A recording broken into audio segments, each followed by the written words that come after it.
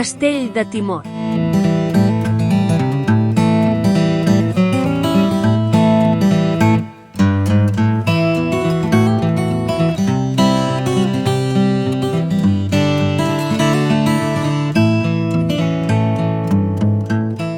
Dins del terme municipal de Sant Pere dels Arquells, trobem les restes del Castell de Timor i l'església Sant Jaume de Timor.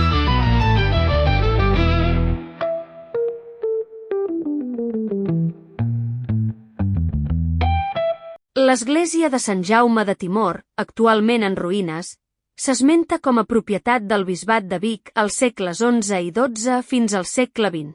És de planta rectangular, d'una sola nau amb coberta de volta de canó actualment esfondrada.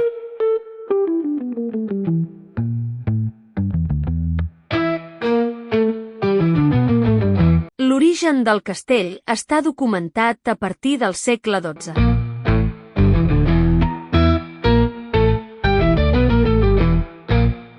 Al segle XVII s'hi va edificar una masia que fou abandonada a la segona meitat del segle XX.